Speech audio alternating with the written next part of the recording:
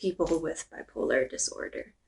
So I guess in this journey, right, of sharing your life experiences on the internet, one of the challenges is how do you not offend people close to you? How do you keep how do you protect their identities? And that's part of the first organizing tip is storage, storage, storage, storage. I can't stress that enough. You're going to be using up a lot of your machine, your laptop's storage, so you need to figure that out. The first thing that I did before I started this journey is that to get a cloud service. So I uploaded as much as I could onto the cloud from my laptop's hard drive to free up space. I use Google One, is it? I'll link it down below. And then I also use an external hard drive. The external hard drive, I've had it for quite some time now, so I didn't need to spend for that. Sorry, excuse me. In my opinion, the external hard drive works the best. You can just work off of that, keep it plugged into your computer while you're, editing, and then you can unplug it once the edit is final and you have your final file. That way, it's not slowing down your machine, because it is going to be a lot for your machine, especially mine, because mine is quite old. I've had this MacBook Air since 2016, so we'll see if I'll be able to afford an upgrade. I mean, subscribe and like this video so I can afford to upgrade my tools. What else? So that is it for the storage part. Number 2, you need to create a content calendar. So I made mine on Google Sheet. I love Google Sheet, first of all. On there, I made sure to include my published date. So my schedule is Monday, Wednesday, Friday. So 3 times a week. That totals to 156 videos in 2023. And then I have my published dates. I have my objective. Basically, what am I trying to do with this video? And then I have my game plan. How am I going to address or meet that objective? Number 1, 2, 3, 4. And then I have the film date. When do I want to film it? I have the edit date. When do I want to edit? I have the upload date. Self-explanatory again. The duration, title of the video, thumbnails, the description that will go on below the video, and some tags. So the reason why I did it this way is because I want to make sure my content kind of ties in together somehow, somewhat.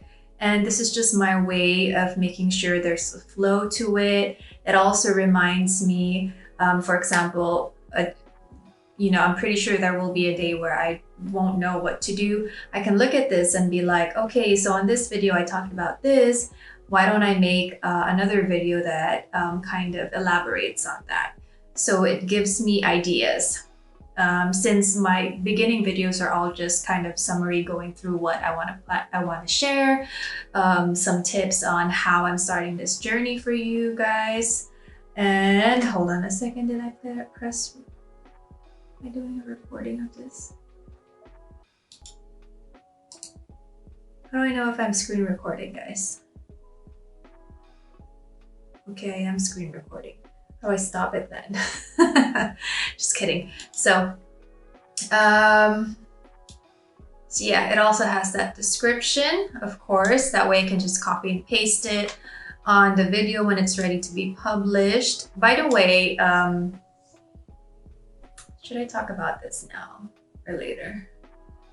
I am pre-recording all of these videos. So right now it's December 23, and this will go up until, or be public until, I believe, January. Hold on, technical difficulties here. January 5. No. January 8. No. January 9. So this one won't go up until January 9.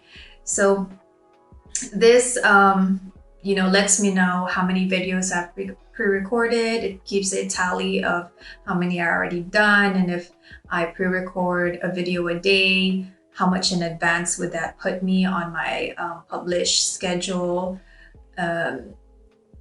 It's just, so far I am only on my 4th video. So far it's been really great. The only thing that I did change is that before I kind of, on my film dates, I wanted to film 3 videos a day, and then I want to edit all 3 in the same day, and I want to upload all 3 on the same day.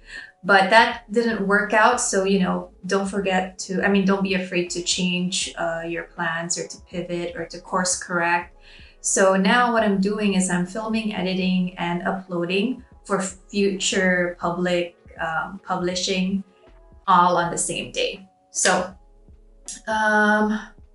what this also does is that I could just copy and paste some things that I already have on my description per video to the next one. So hopefully I can get this screen recording thing to work so I could show you guys, but I will link it down below. If you feel like this is something that could help you, feel free to copy it.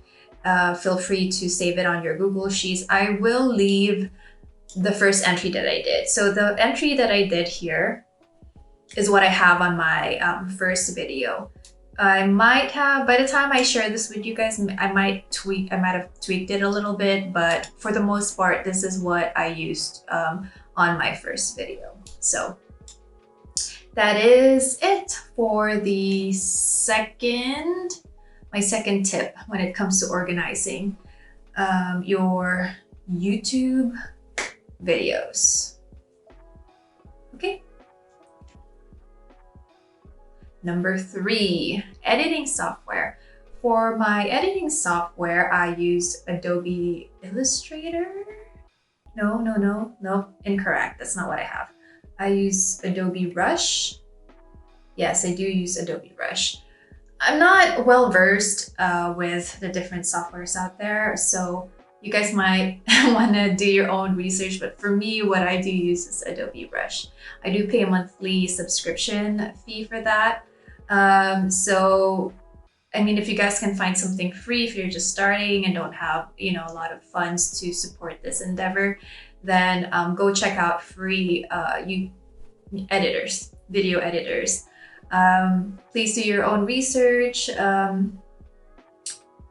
what I use is Adobe Rush, and so far it's okay. I don't think I'm using it to its full capacity, but it's working for what I do. As you notice, I don't do much editing, so I basically just put one long video file on YouTube, or I think for this one I will be cutting because I'm not filming in sequence. But so that is it for today. I shared my tips on how I stay organized and how I kind of started this whole thing and how I'm keeping organized. So to summarize, number 1, storage. Number 2, content calendar. Number 3, editing software. So keep those 3 things in mind. Of course, I'm not really gonna go, you need to have a camera, right? So, but I'm not really gonna talk about that just yet. Or should I? You know what? Let me talk about it briefly.